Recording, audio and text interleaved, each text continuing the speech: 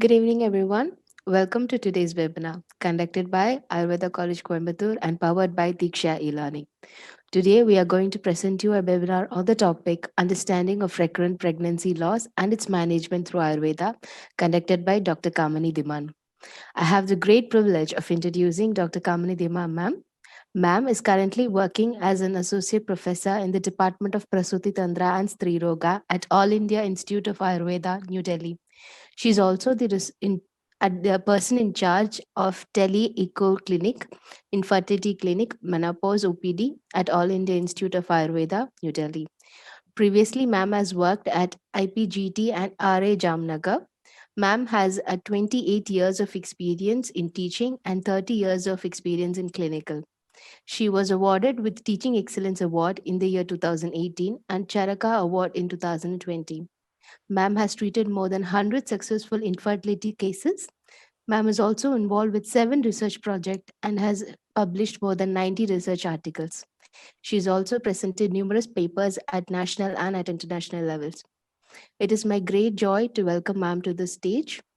A good physician treats the disease, while a great physician treats the patient who has the disease. With that being said, I would like to welcome such a great physician like Dr. Kamini Dima, ma'am. Sorry. Before starting the session, I would like to go through few of the basic instructions to be followed throughout the session. For an uninterrupted class session, use a laptop with high-speed internet connection. Please make sure your microphone is on mute to have a disturbance-free session. In case of any disruption, please check your internet connection first. And if the problem is within our network connection, kindly raise the issue in the chat box. Filling your full name to be displayed is appreciated. For questions, the participants are requested to put their questions in the chat box and it will be addressed at the end of the session. Now, I would like to hand over the session to ma'am. Over to you, ma'am. Ma'am, Yeah, shall we start, ma'am? yeah, sure. Okay.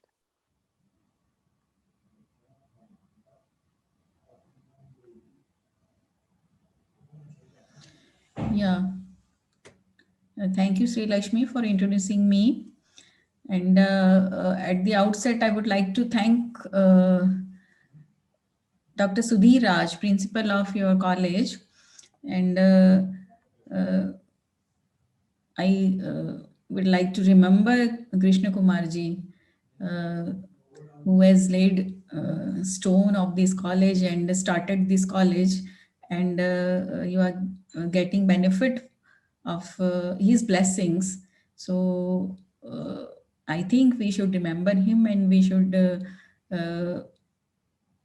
express our gratitude for him. I also feel gratitude for him, and I welcome you all the participants for this webinar. And the topic is very vast. Recurrent pregnancy loss is a very vast topic, but I would like to satisfy you all.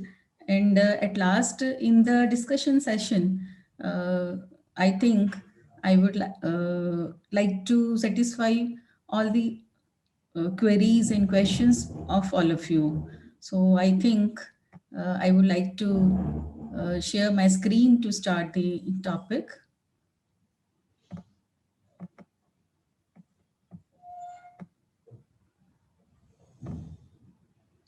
Yeah, recurrent pregnancy loss. Uh, Loss in the life of anyone is, I think, we can say, shocking thing. And coping with that loss for someone or something is a challenge for anyone, biggest challenge we can say for anyone. And to lose one's own thing is very painful for anyone. And for mother to lose her baby which she has conceived, from conception till delivery, at any time, loss of that baby is, I think, very much painful for a woman, or in the life of a woman.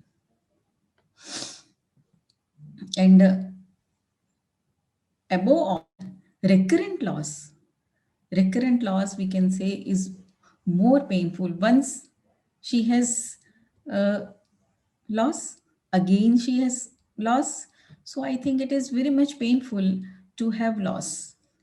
And uh, repeated loss, it is of two types, sporadic and recurrent. Sporadic loss, when a woman lost her baby and then she conceived and again she is having live birth. So in between live births, when she is having loss, it is known as sporadic loss. And back to back loss, consequent losses is known as recurrent pregnancy loss. And that is having two components, embryo incompetence and endometrium incompetence, seed and soil. Embryo incompetence is having sporadic loss of 75% and recurrent loss of 25%. When there is endometrium incompetence, there will be sporadic loss of 25% and recurrent loss of 75%. So definition of recurrent pregnancy loss is given classically. It is defined as the occurrence of 3 or more consecutive pregnancy loss. But now that definition is somewhat changed. Some modification has been done in that definition by American Society of Reproductive Medicine that recurrent pregnancy loss 2 or more, it is known as also recurrent pregnancy loss.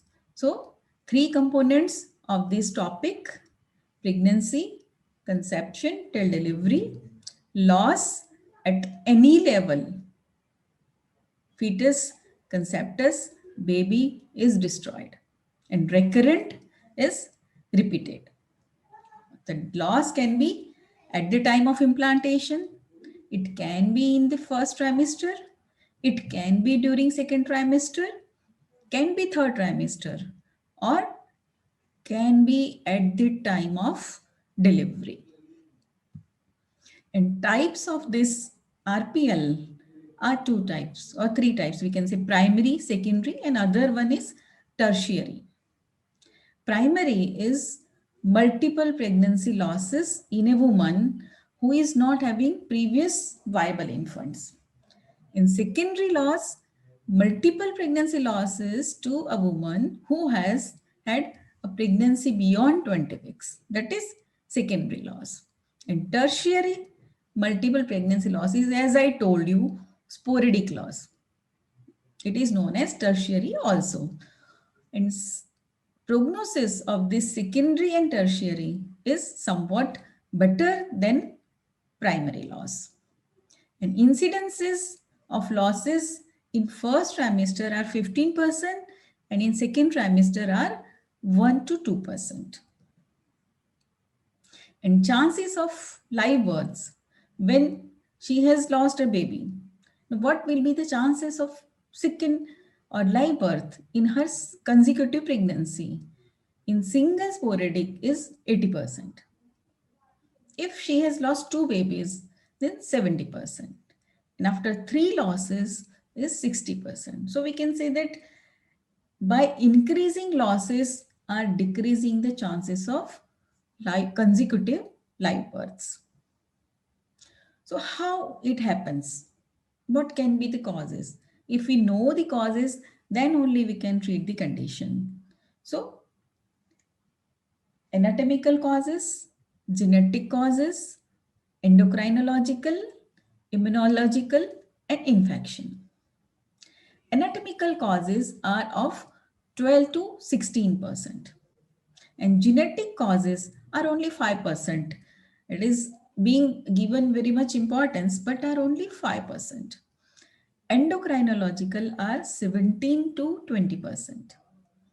Immunological are 20 to 50%, and some infections also can cause pregnancy loss, that is 0.5 to 1.5%. And as in Ayurveda also mentioned that increasing age of the female, increasing age of the female can also responsible for pregnancy loss, responsible for infertility, responsible for decreased chances of conception. Same as increasing age of the female decreases the quality of oocytes. When the age of the female is more than 35 years and age of female or male when is more than 40 years, that also causes recurrent pregnancy loss. And chromosomal anomalies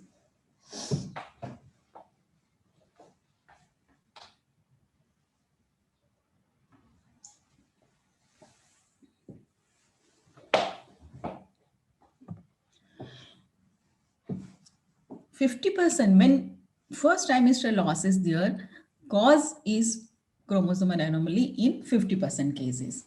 And in second trimester loss, 50% are causative factor as chromosomal anomaly. That is 13, 18, 21.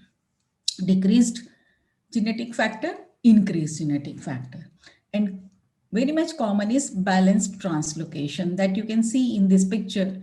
This translocation, this is balanced translocation, and that causes pregnancy loss.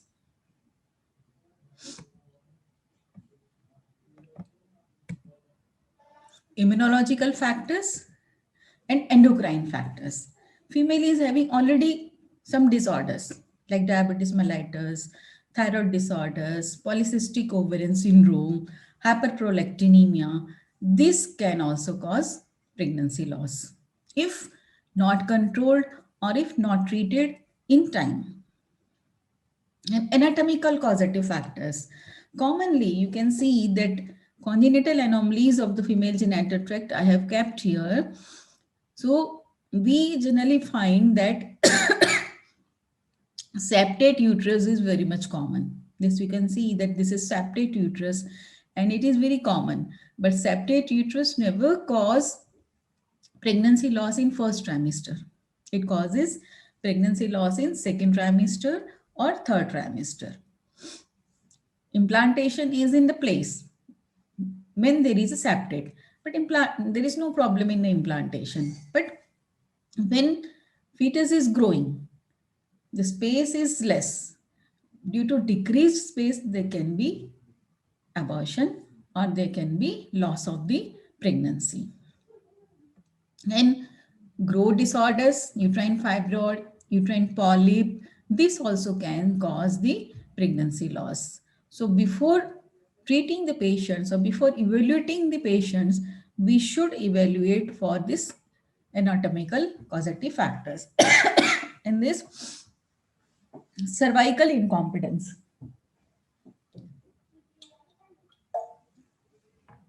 Sorry.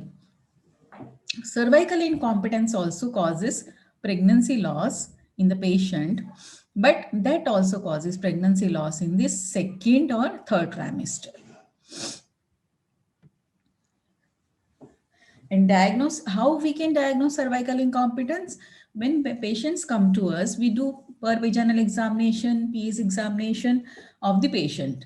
But when your dilator is able to introduce in the cervical canal of 8 number, you are having Hagar dilator, you diagnose when Hagar's dilator is able to introduce, you are able to introduce 8 number of Hagar's dilator, you can diagnose that there is cervical incompetence.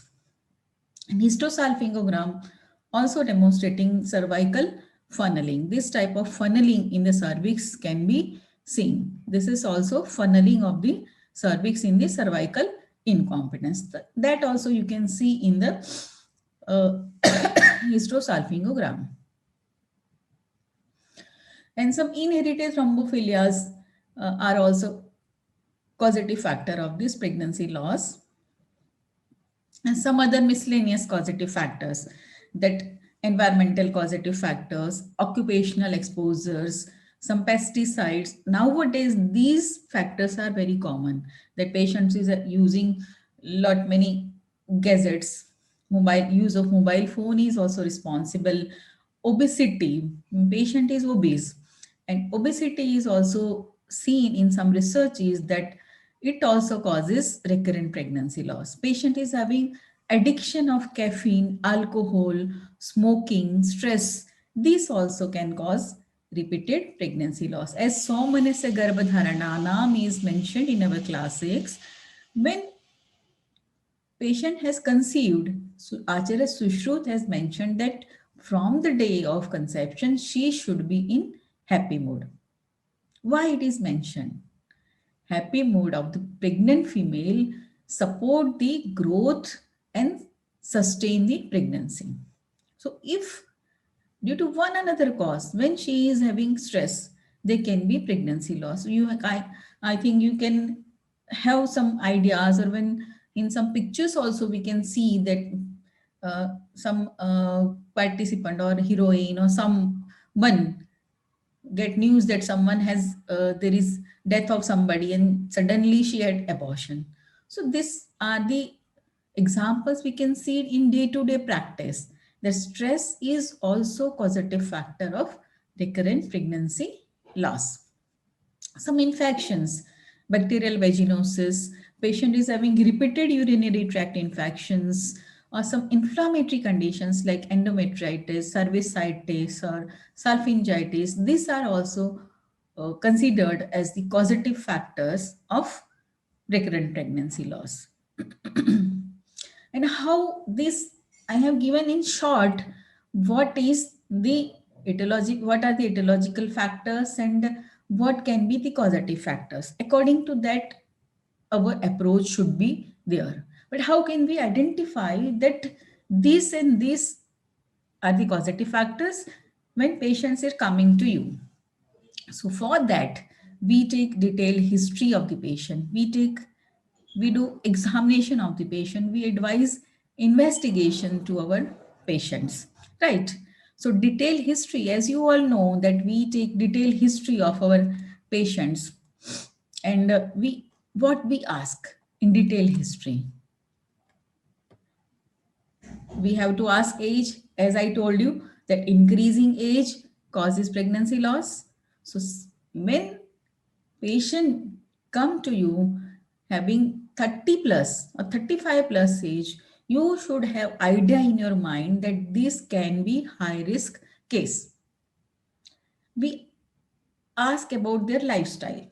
What is her lifestyle?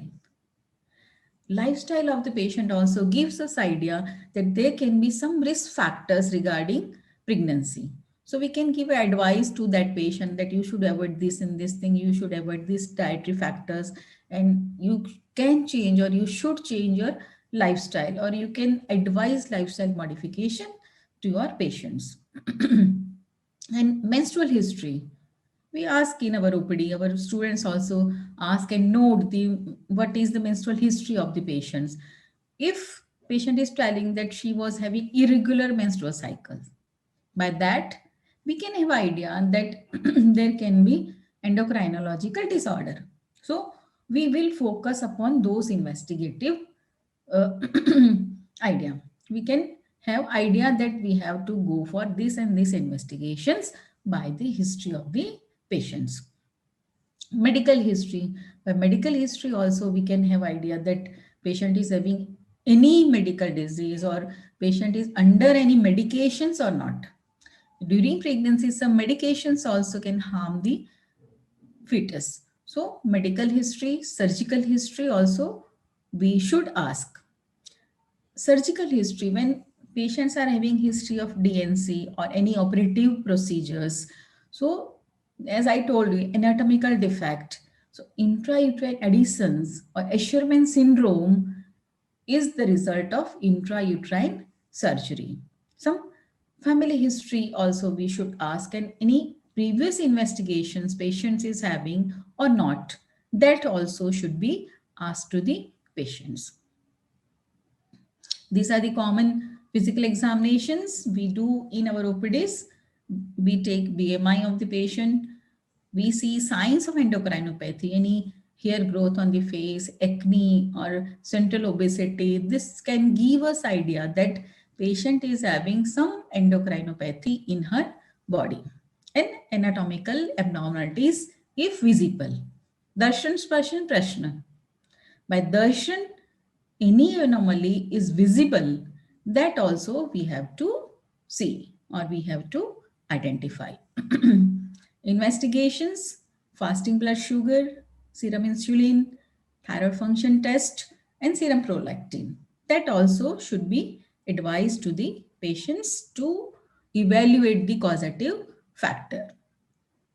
And cytogenic analysis is the previous analysis when patient was having abortion and then patient is coming to you. So conceptus material should be sent for the analysis whether there is some genetic anomaly or not.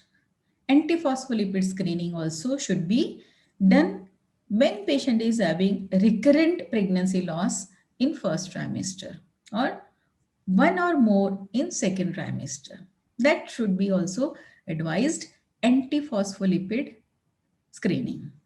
And for anatomical factors, it is our routine that we advise our patients that you go for ultrasonography. Sometimes patients are coming to us with ultrasonography that she was having pregnancy loss and she had gone for ultrasonography.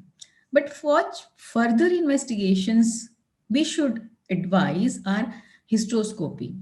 We can advise, we can advise laparoscopy, we can advise sonohysteroscopy also to the patient to have uterine assessment. If required, we can advise MRI, right? So MRI is able to give us proper idea of the lesion. Where is the lesion and where should we have to focus? Now, how can we understand this thing or this RPL or recurrent pregnancy loss? How can we understand? So from fertilization, implantation, complete growth of the baby, delivery and postnatal, each and every step care is advised in Ayurvedic sciences. So we have to understand fertilization till delivery process in the terms of Ayurvedic principles.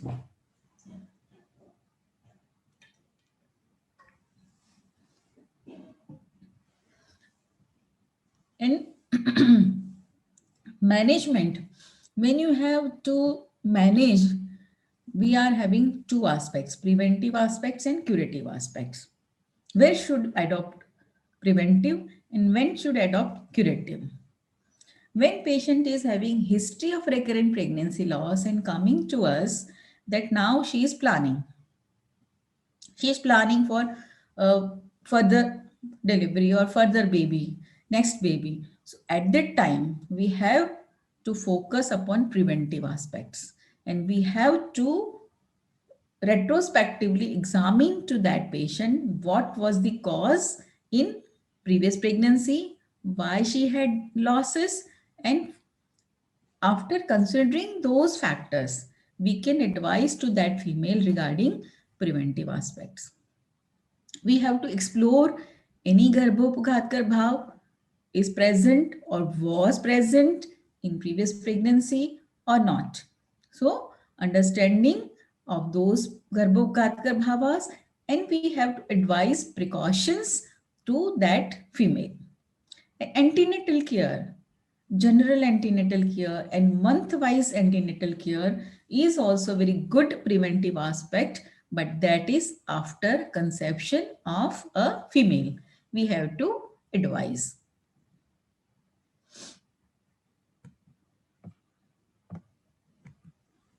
Garbhadhan Sanskar is mentioned in our Ayurvedic classics that during Garbhadhan or with this Garbhadhan Sanskar, you can implant qualities, whatever you need in her baby, that qualities can be implanted in that uh, baby. I have kept this photograph that there is a stone, but artist is carving very good picture from this stone. So same as we can carve the qualities in the baby with this Garbhadhan sanskaras. So we can have antenatal care for anupghataya paripunatwaya sukhaprasavaya. So one is anupghataya. Upghat was done. Previously, she lost her baby. So now, not to have upghata, we can take care of that female by advising her month-wise regime to that conceived female. Now, what can be the management and how can we plan the management? So proper knowledge of Samprapti, proper knowledge of Nidan Panchak, if we have, te ete vyasta samasta cha vyadhi bodhaka. If we are having or we have explored Nidan Samprapti, then only we can have Samprapti Vigatan in that patients.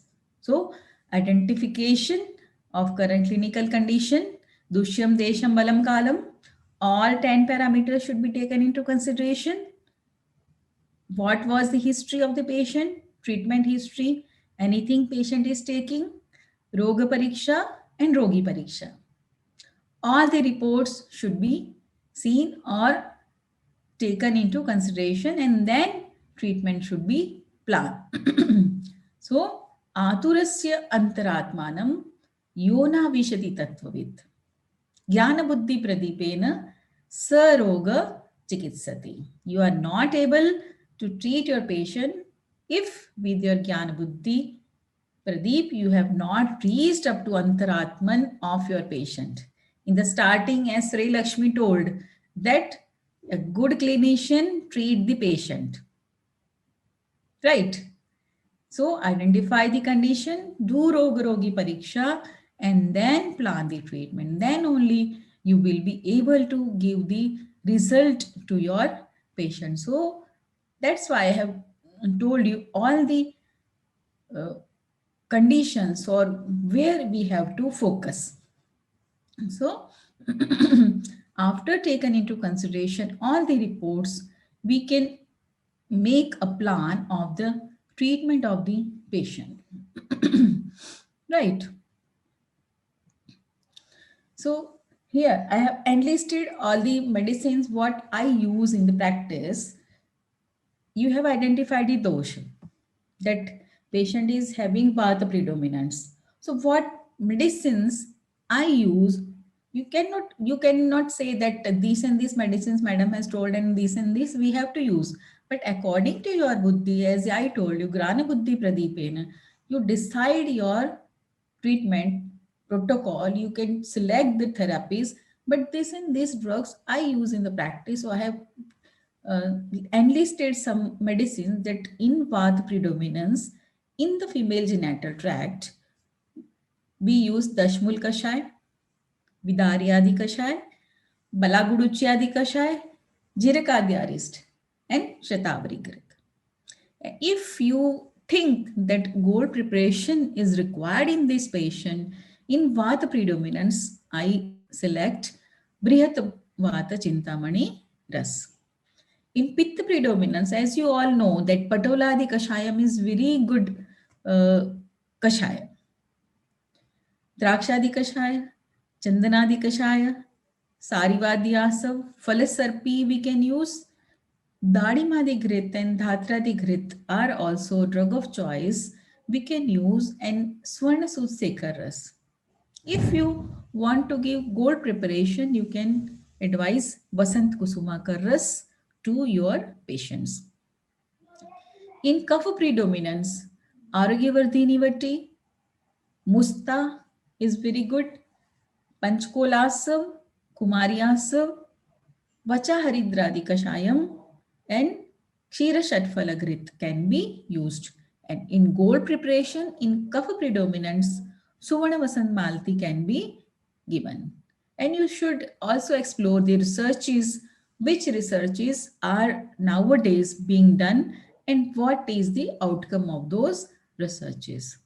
And before treating the patients, we have to take into consideration the integrity of the anatomy and physiology of the reproductive system. Where is the problem? In anatomy or physiology? According to that, we have to do the treatment or we have to focus. So, recurrent pregnancy loss mentioned in Ayurvedic classics in some conditions, that is Pariharya Garbhasrav, Garbhashosh, Vatabipanna Garbha, Raktaja Yoni Vyapat, Putragni Yoni Vyapat, and Vamini Yoni Vyapat. So one by one we will discuss that what can be the condition and what can be the treatment. In very short, I will focus on this and then I will discuss some cases whichever I have treated. And Garbhasrav, you all know that this is the definition given in our classics that Achaturthat Tato Masad Prasravet Garbhavichyuti. Up to fourth month, it is known as Garbhasrav, and after that, it is considered as Garbhapat. And Nidan, causative factors, as infection was mentioned previously in the modern medical science, and here also it is mentioned Krimi is the first causative factor. Krimi Vata Abhigata istu. Vata dosh is mentioned. Ruksha guna of Vata and Chala guna of Vata, if increased, it can cause recurrent pregnancy loss. Say likewise the fruit. Krimi Vata Abhigata istu tadeva upatrutam phalam. Patatya kale api yatha tatha syat garbhavichyuti. These are the causative factors and samprapti of the Garbhasrav. Patient will have pain or no, sometimes patient will not have pain. And prevention of Garbhasrava can be done by Prakriti Vighata, counteracting factor responsible for Garbhasrava, and Garbhini Paricharya and Nidan Parivarjan, avoidance of the exposure, right? So general principle is दोष धातु परिक्लेद शोषार्थे विधि रित्ययम. So vata dosh is there, krimi is there.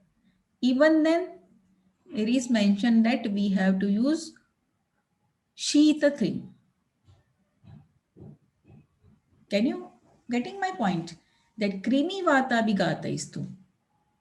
Vata dosh is there. Even then, it is mentioned that we have to use cold bath, cold pourings, cold irrigations, cold tub bath, and drinking of milk of Jivaniya group of drug, Utpaladi group of drugs.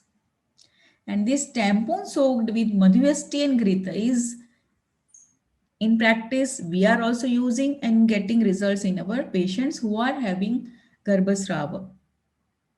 So Negrodadi group of drugs also useful in the patients who are having Garbhasrava, and Shatadauta Grita is also useful or giving results in the patients of Garbhasrava. And Nasya of Lakshmana Swaras. It is mentioned in our classics and it is also beneficial in the patients of Garbhasrava.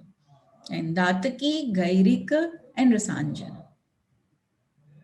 It also can be advised or can be given to the patients. Now, Palash is not mentioned, but I have quoted Palash. Why? That Palash is having quality that it gives theory current to the Garbha.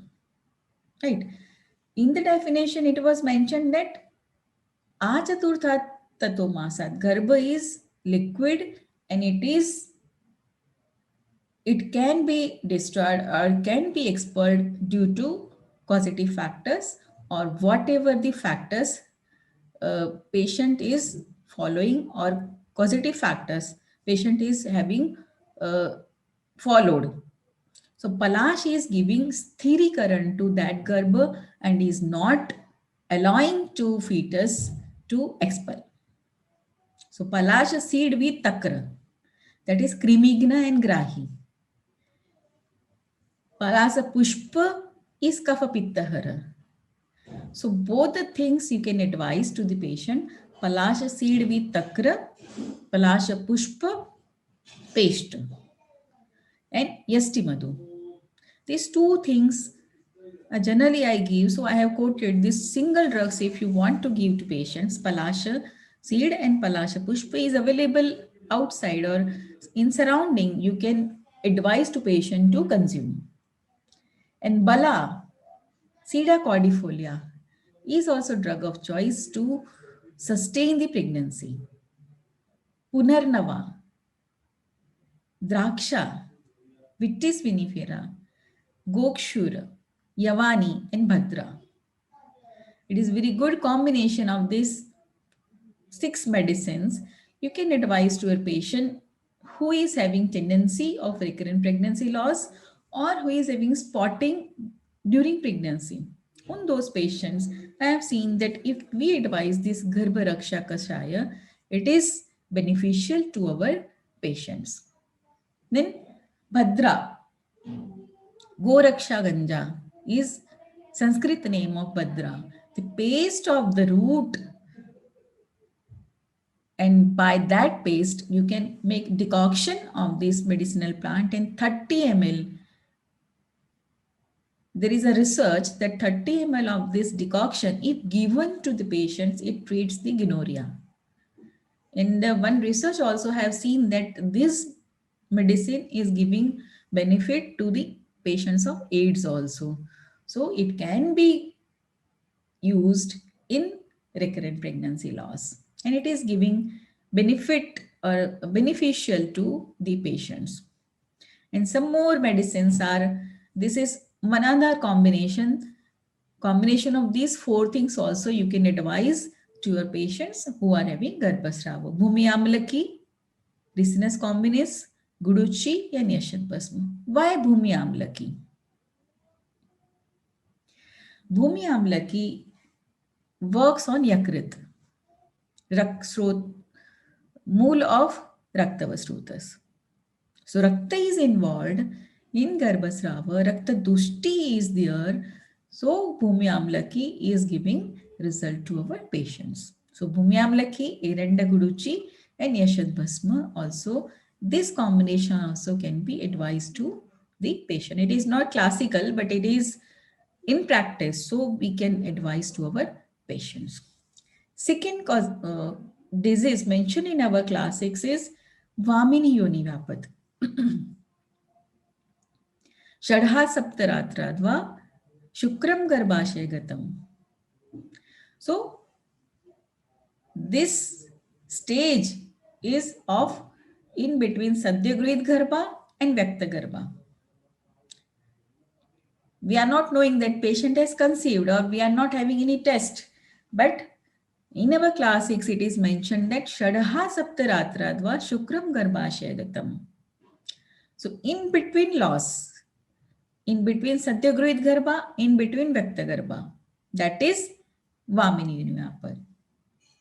Why it is being expelled? Because Kshetra is not favorable.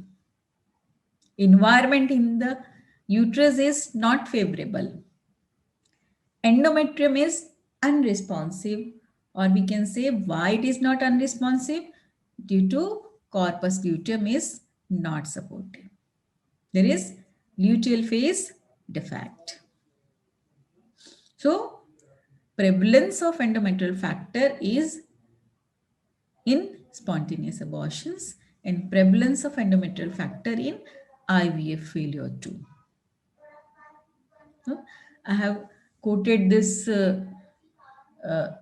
percentage of prevalence and incidence according to various studies that IVF failure is due to the implantation.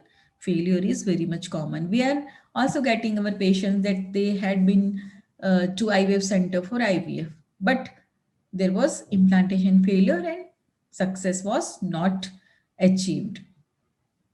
So how endometrium receive embryo? That is important, that I will explain you that how endometrium is welcoming the fertilized ovum. First one is apposition. The very first is connection between blastocyst and the endometrium, that is apposition. You can see in the picture that blastocyst is coming into the contact of endometrium, that is apposition. And then there will be adhesion, attachment to the endometrium. Trophoblast penetrates the endometrium, and then there will be adhesion, and then invasion. Invasion is an further establishment of the blastocyst into the endometrium. So embryo and worm, this both the lining of the worm and embryo are talking to each other molecularly we can say. And when embryo lands on the surface of the uterine wall, it triggers a cascade of signals in both the embryo and the uterus. And the resulting changes allow the embryo to invade the lining, right? So we conducted study and uh, we use this Brihashatavari Grit and Baladi Churna. Baladi Churna is the reference of Bhav Prakash and Brihashatavari Grit is the reference of Charak Chikitsa Sthan 13. And we use these both the things. Brihashatavari Grit orally we gave and Uttarvasti we gave in the patients who were having failure of IVF, implantation failure. Endometrium was not responsive. So in those patients, these two drugs gave results and wondered that our IVF centers were also wondered that very good result we are getting with this both the combinations Baladi Churna and Uttarvasti and oral. Patient, if not able to come for Uttarvasti, we gave oral medications. And who are not able to take oral medications, then we advise Uttarvasti. And some patients took both the medications. In all the patients, this two combination is giving better results to our patient and we got very good results.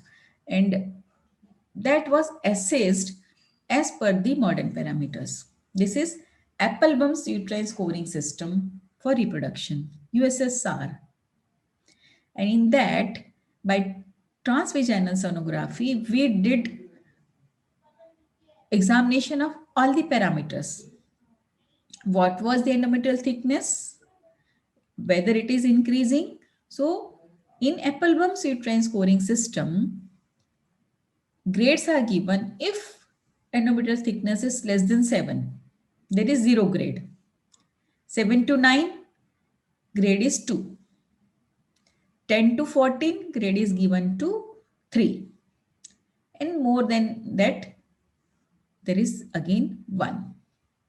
And endometrial layering, for that also, in this scoring system, no layering, 0 score, hazy with phyline appearance, 1 score, and distinct phyline appearance, 3 score is given. And myometrial echogenicity is also assessed in the score, uterine artery Doppler flow and endometrial blood flow and myometrial blood flow. In all the parameters, these two drugs were found very giving good results by this and this all we checked endometrial thickness, triple layered endometrium was seen and homogeneous myometrial echogenicity was also seen and blood flow, uterine artery flow, myometrial blood flow, everything we assessed and were improving in the patients who were taking these medications. But patience and persistence is important in the patients of RPL. So how it acts? Why we selected and how it acts? So Vata causes no proper regeneration. Pitta causes no enough aromatization. And Kapha causes no secretory changes proper in the endometrial factor defect. So when we give this medications, it can improve or it can do samprapti vigatan. By this samprapti vigatan, we can have proper secretory phase with proper formulation of upadhatu artha, that is endometrium, due to proper functioning of rasadhatu. Same thing with baladi churna also. And these are the pictures. Endometrial thickness is increasing in the patients. Previously, it was less than 7 and then more than 9 mm, and then patient conceived. And then during pregnancy also, there was no loss. This is myometrial blood flow in grayscale. It was also noticed. Uterine artery Doppler flow, that was also improved in the patients. And this is endometrial blood flow in zone 3, that was also improved. So endometrial factor is the kshetra. Ritu kshetra ambubij, all you know that seed is okay, but soil is not okay, then there will not be plant. So endometrium is a kshetra, and that kshetra is improved with these medications. Now, another one is Putragni Yoni Vapad. Rokshad Vayu Jatam Jatam Vinashayet. Dushta Shonita Jamnarya Putragni Nama Samata. Again, Rokshad Vayu. See, in Garbhasrava, Rukshata Vata. In Putragni also, Rukshata Vata. So, in antenatal care, it is mentioned to give Sneha to pregnant female. Nowadays, no sneha taking patient. So, incidences of recurrent pregnancy loss is being increased. You all know that you have seen that if you want to stick anything to anywhere, some snigdhata is required. You have stuck anything to wall, when there will be dryness, it will come out. Same as in Garbha also, it is attached to uterine wall. Snigdhata is required. When there will be rukshata, it will be detached from the maternal uterine surface. Right. So, Dushta Shoditajam is also mentioned in this Putragni. So, if you see the definition of Garbha, Shukra Shonita Jiva Sanyoge tu Kalu Kukshigate Garbha Sangya Bhavati. Shonita is Bija. In that definition. So, Dushta Shoditajam, Bija is defective. If Bija is defective, then also there will be loss of pregnancy. And if we take Shodita as Rakta Dhatu, Raktava Sroto Dushti also can cause pregnancy loss.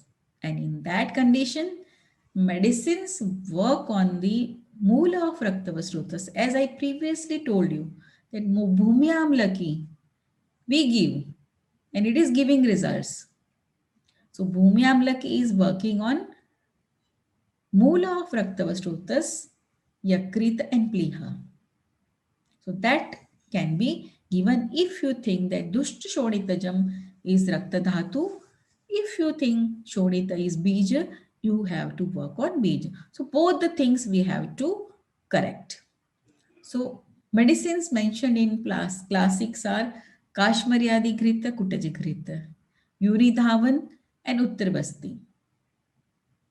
Yoni Pichu with Udambaradi Tel and oral medications Punana Mandur, Panchamrit Parpati, Laghu Vasant Malti, Vasant Kusumaka Ras. This is not mentioned in classics, but this I use, so I have mentioned that these things you can advise to your patients who are having Putragni Yoni Vyapad.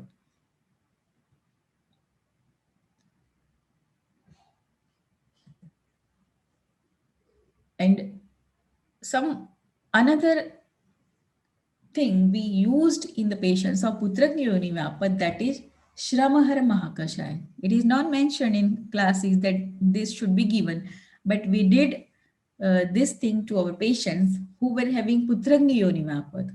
Shramahar Makashai includes Draksha Kharjur Priyala, Badar Dadim Falagu, Parushak, Ikshu Yava, and Shashtika. These things are included in Shramahar Mahakashai. And what are the symptoms of Satyagruhit Garbha? Shramoglani Pipasa, Sakti Sadanam. Shrama is there. So, keeping in mind Shramahar Mahakashai having antioxidant, anti-inflammatory, cardioprotective activities, we use this Shramahar Mahakashai in our patients and we got very good effect or very good results in the patients who were having history of Putragni Yoni. So some researches I have quoted over here that patients who are having recurrent pregnancy loss due to polycystic ovary syndromes were given Draksha in various combinations gave results. Draksha Swaras is also given. Draksha Bija Churna is also can be given. And Draksha skin paste of the skin of the Draksha also can be given to the patients of Putragni Yonivapat. Then Kharjura. See the qualities of Kharjura. It is Brihana, it is Brishya and Sheetal. So it can be helpful to the patients of Putragni Yonimapad or repeated pregnancy loss. And Priyala also can be helpful to the patients Badar. I have used the paste of Bija Majja of the Badar in the patients of this recurrent pregnancy loss. Some specific conditions, I use this thing, paste of Bera Majja Churna. And that also gave very good results to our patients because it is having Maduram Snigdham, Vatapittahara quality. So, Badar can be used and it is in Radhya Varga. Same as Dadim. Dadim Swaras also can be given to patients. It is Agnideepan, Pitta Shaman and Vatanuloman. As uterus, Garbha is in the place of Vayu, Apanavata. So we have to think about Apanavata. But nutrition is being given to the fetus through Vyanavayu. Samanavayu is also there. So we have to think about all the Vayus, Samanavayu, Vyanavayu, Apanavayu. So Vatanuloman is must. So Pitta Shamana, Vatanuloman and Ridhya function of the Adima is giving benefit to the patients of Putragni Yonimapad. Parushaka. It is mentioned in the treatment of Rakta Pitta. So when patient is having pregnancy loss, at that time patient having complaint of bleeding per vagina. So Rakta Pitta Shamana medicines also can be given to the patients, but specifically Shramahar Mahakashaya is giving very good results to the patients of Putragni Yoniyapad. It is very unique thing that Shramahar Kashaya is giving good results, but these all the things we are consuming in our day-to-day life, but don't know about these things. So what to advise to the patients can be you can have idea by this that you can advise Ikshu, you can advise Badar, you can advise Dadim, you can advise Parushak to your patients who are having history of Putragni or repeated pregnancy loss, right? And Garbhashoshan. When pregnancy loss is due to Garbhashoshan, Garbha is not growing, and it is our body's you can say that system that Garbha is not increasing or not growing, and then uh, body of the female will expel that Garbha as Shalya. So in those patients we have used Iladi Churna, Karjuradi Leya, Shirabasti and Shatavari Grita Pichu in the patients where history. Patient is giving history that my fetus was not growing, and because of that, after some time, there was no cardiac pulsation, and then she lost that baby. In those patients, you can advise this Iladi Churna, Kajuradi Leya, and Kshirabasti also can be done to the patients. Now, we are having reports of the patients and how we decide that which medicine or which treatment will be beneficial to our patients. How I have decided this and these things. According to those, I already told that this and these things I give. But with the dosha tushti, you should have identification of srota tushti. Which srotas is involved? Raktava srotas, Medava srotas, Mansava srotas, Asthiva srotas is also seen in the patients of recurrent pregnancy loss. So identification of srota tushti is must. Identify type of the srota tushti and Anshansh Kalpana of doshas, and then plan the Samprapti Vigatan. How we can give benefit to the patient by identify the Kriya Kala and which time patient has visited to you. According to that only, you can decide the Samprapti Vigatan. So now, in short, I will discuss some 4 5 cases. Then I will discuss your cases. What can be the answers? So PCOS is commonly found. And what happens in the cases of PCOS that patient is taking treatment of polycystic ovarian syndrome and got conceived. But after some time, she lost her baby. What happens in those patients? Two types of I have seen that features in those patients that follicle ruptures early 15 into 17, 15 into 14 size of the follicle ruptured in the patients. Patient got conceived.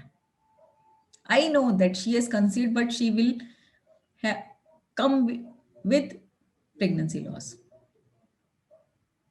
In some patients, follicle size is more, 24 into 26. Patient is conceived. And then she lost that baby. So two things are there. Less size or more size. So what can be the answer?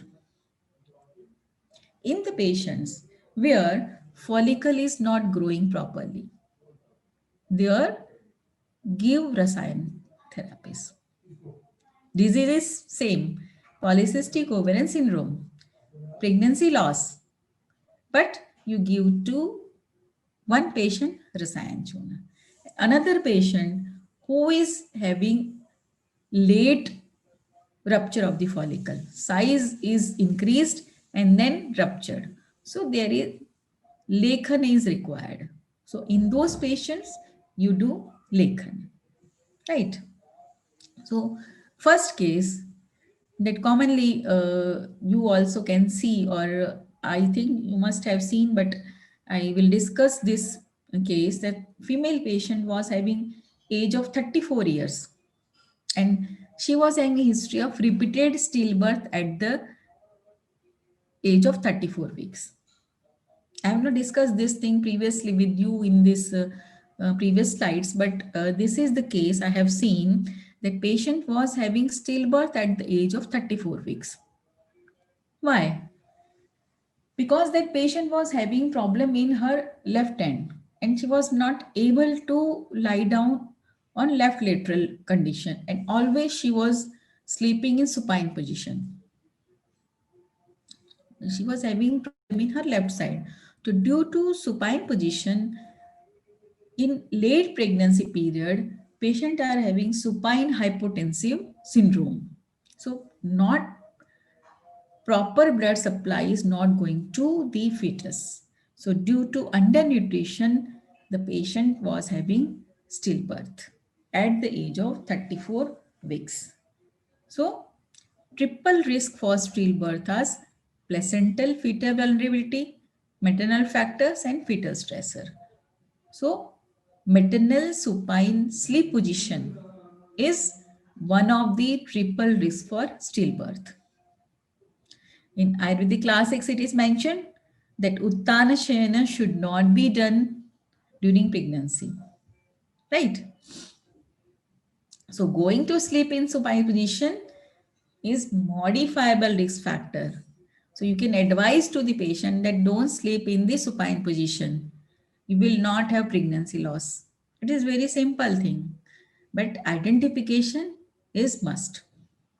Right? Second case, female was having age of 37 years, but she was having 7 pregnancy losses irrespective of duration of pregnancy.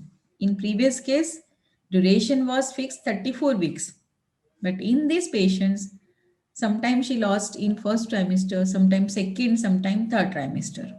There was no connection with the duration of pregnancy. She had been to different centers and she was having reports. All the reports were within normal limits, and they advised her surrogacy because she was having 7 pregnancy losses and it is very big thing. So what I did with the antenatal month-wise care, I advise these things. Sattva Chikitsa to my patients in Yukti Vipashraya. In first and second month, flowering, see the flowering, how the flowers are growing. Water the plants.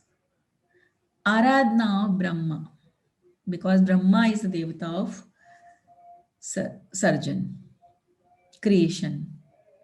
So I advise to my patient.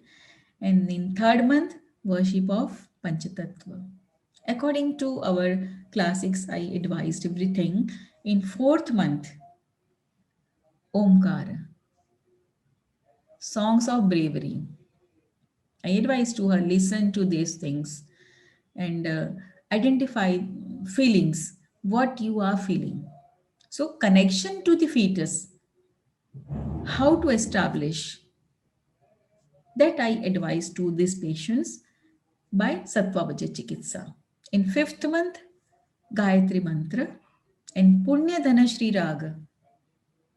And I advise to her husband that you discuss with her regarding knowledge because Panchame Manapati Buddha Taram Bhavati and Shashti Buddhi.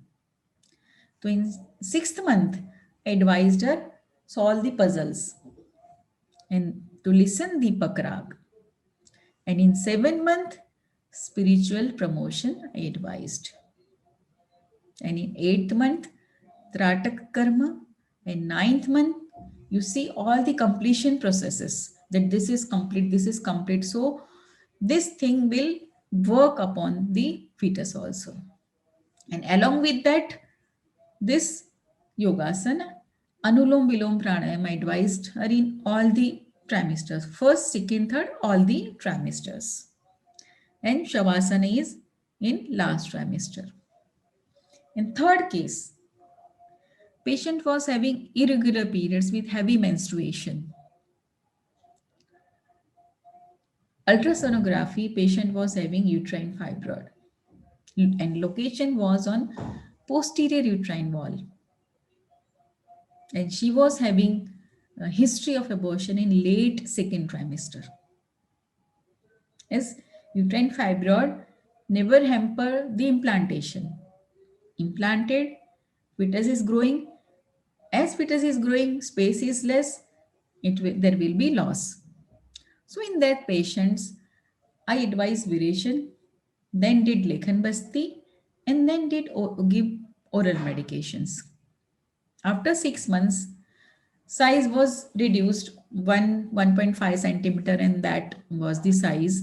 And then during pregnancy, if we give Bruhan to our patients, or patient will consume some diets that can uh, predispose the growth of the fibroid also. So by keeping in that mind, advice to patient Punarama Mandur, Avipattikar Churna, and liver preparation. Liver preparations, I am not saying the name that because I use patent medications. So Ushirasa also I advise to that patients and Garbhini Paricharya under strict observation. And then patient delivered a full-term baby. There was no growth of the fibroid during pregnancy. And case 4, pregnancy loss due to hyperthyroidism. It is very rare condition, but I thought to discuss this thing to you that hyperthyroidism is pitta predominant condition. So prior to pregnancy, I advised her Triphala Vidang Kachanar and Gokshur and Jalakumbi Bhasma capsule are available in the market that I advise, and Shila Jatwadi Loha and Madhur Snigdha Ahar advised to that patient because she was having excessive hunger due to hyperthyroidism.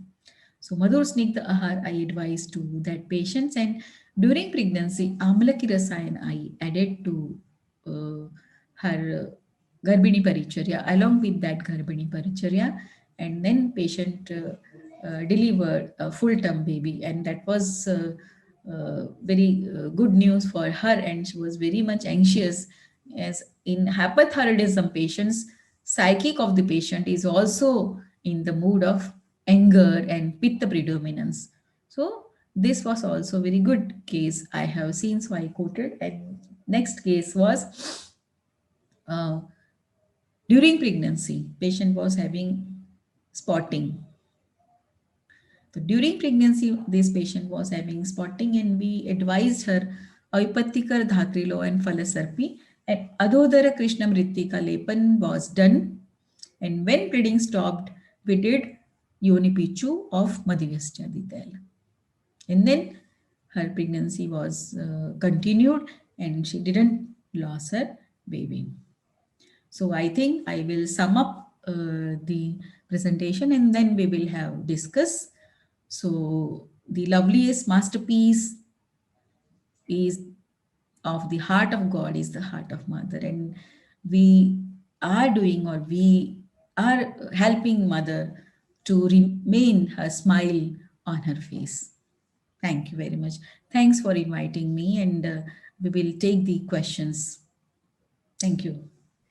Thank you, ma'am. It was really an amazing session, and I'm sure all the participants are benefited from this. Now, the session is open for discussion, and I request the participants to put their question in the chat box so it can be discussed. Okay, ma'am, I already have quite few questions which has come up during the session. Ma'am, what is the dose of Palasha? Yeah, Palasha we give in the form of Bija Churna. When we give Bija Churna, that should be given in 3 to 4 gram. And Okay, ma'am. Palash Patra paste, when we can give it to 10 gram or 15 gram can be given. Okay, ma'am. Thank you, ma'am. Ma'am, what can be given to a pre-diabetic lady to prevent Garbhasrava?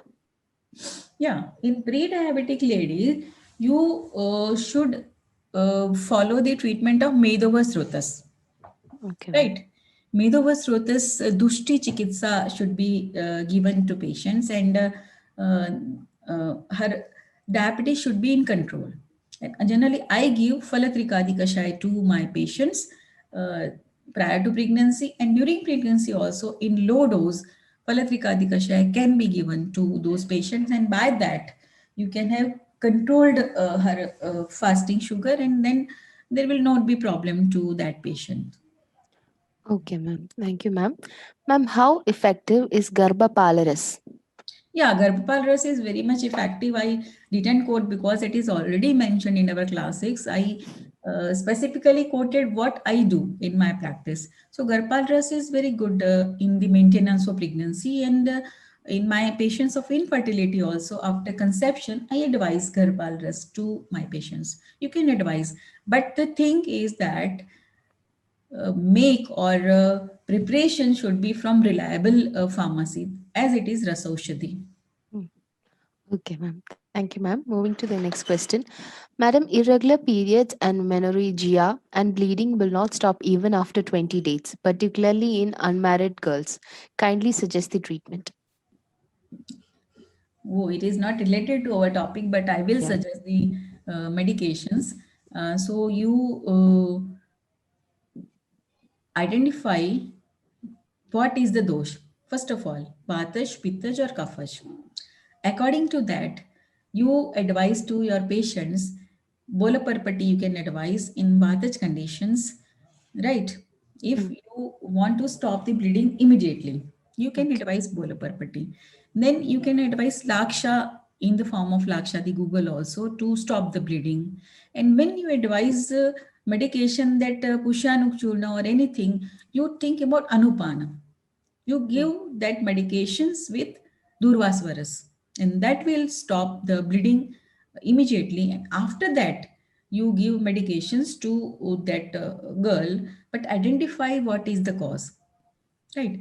She might be having ovulences, she might be having anovulatory cycles. What is the cause? And according to that, you treat that patient and you give advice, as I quoted that in vata pitta kapha predominance, these are the things. So you can advise those things also to the patients, but identify what is the cause. okay, ma'am. Thank you, ma'am. Ma'am, please explain treatment of PCOD in thin girls. Yeah, PCOD in thin girls.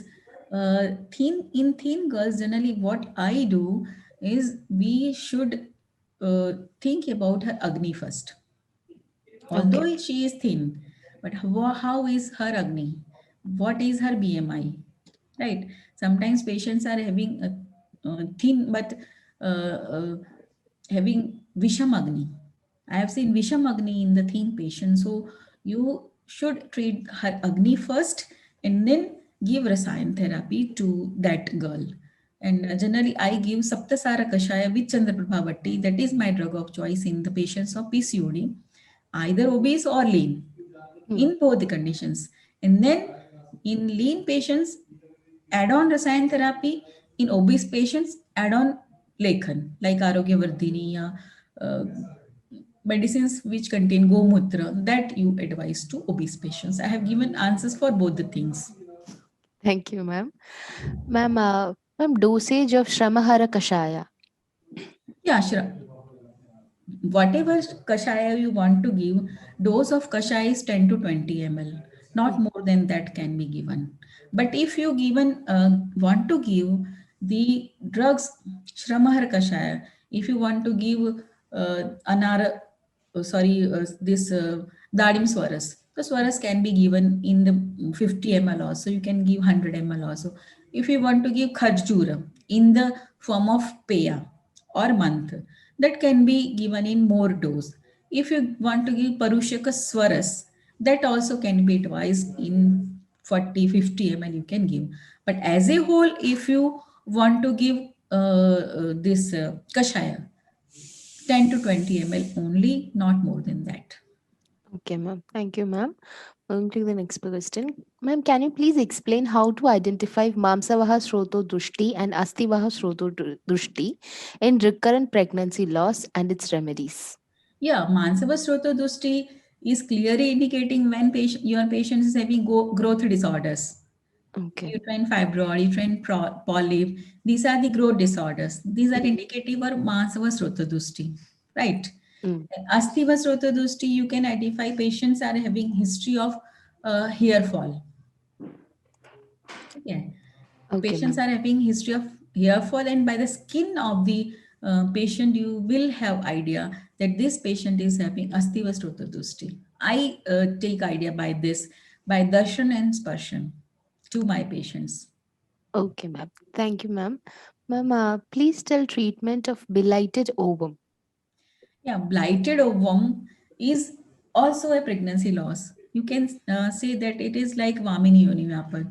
So, treatment of Vamini uniapar I have already mentioned, but in those patients, you can give Shatavari Churna also in the patients of blighted ovum. When ovum is not in the function, it is losing yolk sac, So you Okay. can give Shatavari Churna to those patients. But before advising Shatavari Churna, you give Shatapushpa Churna also. Okay, ma'am. Thank you, ma'am. And Ma'am, Shatapushpa yeah. Nasya also can be given to those patients. Okay, ma'am. Sure, ma'am. Thank you, ma'am. Moving to the next question. Ma'am, how is central obesity related to hormone imbalance? Central obesity, okay, very good question. That central obesity is seen in the patients of PCOD, right? Hmm. In the patients of PCOD, endocrine dysfunction, how happens? Medhavasrotodushti, Agnimandhya. Agnimandhya causes Medhavasrotodushti, and that causes central obesity in the patients of PCOD. And when uh, we have to go reverse, patient is having Agnimandhya, Medhavasrotodushti, central obesity, and then it causes uh, this Antapushpa and Bahipushpa Dushti, and that is going reverse that endocrinological dysfunction. That Okay, is ma'am. Okay. Thank you, ma'am. Ma'am, how to treat torch positive cases? huh, good question. The torch positive patients are having pregnancy loss in first trimester once, right? Hmm. Once patient is having TOS positive and she lost her baby. But in subsequent pregnancies, she will not have lost due to TORCH in first trimester. TORCH positive or cytomegalovirus, or we can say causes pregnancy loss in late trimesters. I have seen in my patients 6th month pregnancy loss, 5th or 6th month or late trimester pregnancy loss. Right. In those patients, I advice to my patients. So I do in my patient prior to pregnancy Panchkarma Shuddhi. Right? Proper Panchkarma Shuddhi should be done. Uttarvasti should be given to the patients. And after conception, I give four things: Ashwagandha, Bala, Shatavari, and Guduchi. These are my drug of choice. This I advise to my patients to consume throughout the pregnancy. But Shatavari, I stop after 30 weeks. Okay, ma'am. This Thank you, ma'am. I give to my patients. Okay, ma'am. Thank you, ma'am. Ma'am, treatment protocol in hypothyroidism in pregnancy.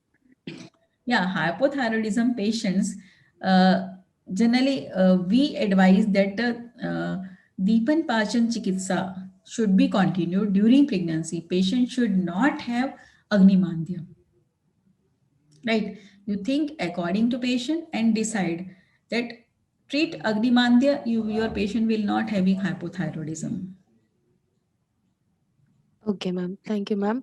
Ma'am, Jalkumbi tablet is given for hyperthyroidism also. Can it be Hyper, not hypo, hyper, hyper? Okay, ma'am. not hypo. Okay, ma'am. Ma'am, do we need Purva Karma for Pichu Dharana? No Purokarma is required. Sometimes we do yoni prakshalan also, but no purokarma is required. But that pichu should be autoclaved. That is the thing. That Okay, ma'am. purvakarma is required. That you make tampon and autoclave it and then introduce. Otherwise, it can cause infection to your patient. Okay, ma'am. Ma'am, can you please throw some light in Garbha Shosha Chikitsa? Yeah, Garbhashosha Chikitsa, I already told that we give Kshiravasti to our patient, Eladi Churna to our patient, Kharjuradi Leha to our patient in Garbhashosha. That I already told. Okay, ma'am. Ma'am, can you please share your experience regarding Pumsavana Karma? Yeah, Punsavan Karma is the karma mentioned in our classics, and I deliberately didn't mention in my this presentation. But Punsavan Karma is very much helpful in recurrent pregnancy loss. It is being done in two ways: Pana and Nasya. Hmm. So you can advise to patient to consume the things, and you can advise to patient to have Nasya. So I advise that Nasya of Vatashringa. Take the Vatashringa, but they have to be taken in the early morning when Okay.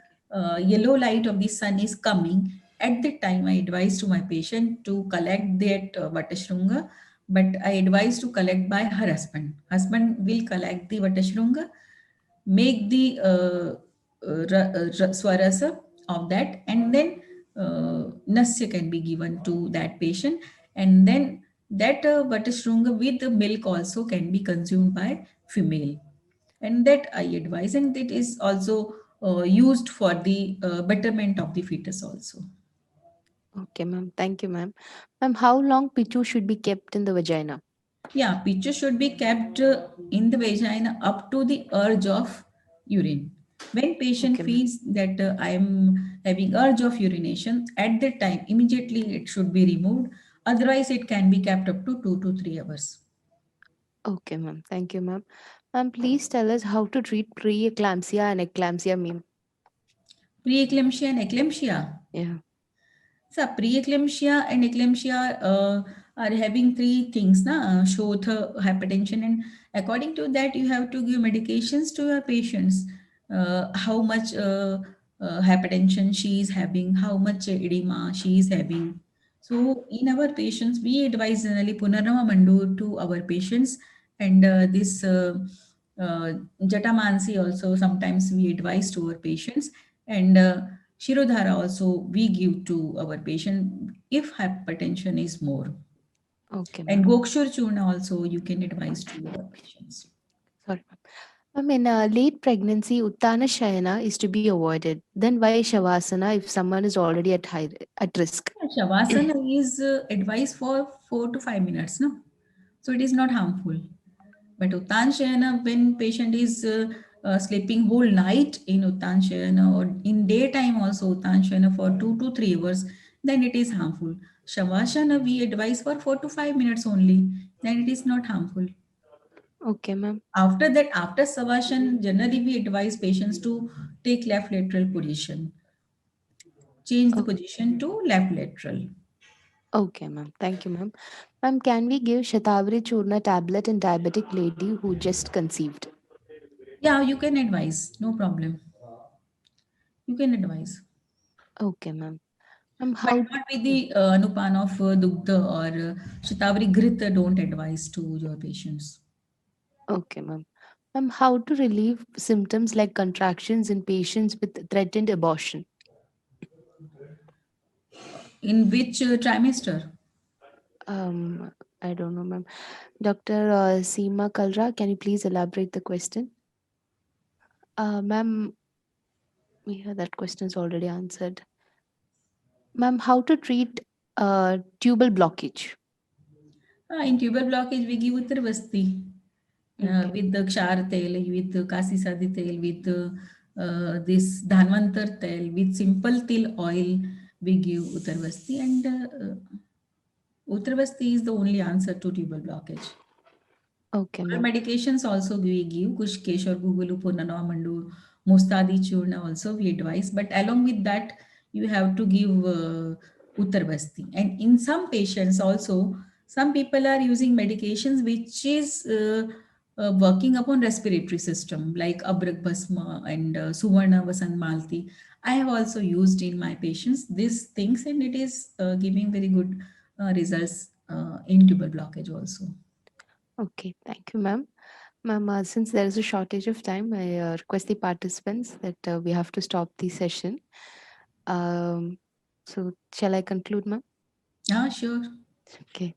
Thank you so much, ma'am. It was really a very wonderful session. It was really very informative. Thank you, ma'am, for sharing your valuable time with us and your knowledge. It was a great honor listening to you. Quoting Arthur Ashe, start where you are and use what you have and do what you can. Every ending is followed by a new beginning. With that being said, keep connected with all our Diksha e-learning social medias as we are planning for more such webinars, workshops, certified courses, etc. to keep making the community of Ayurvedic professionals bigger, better, and well connected.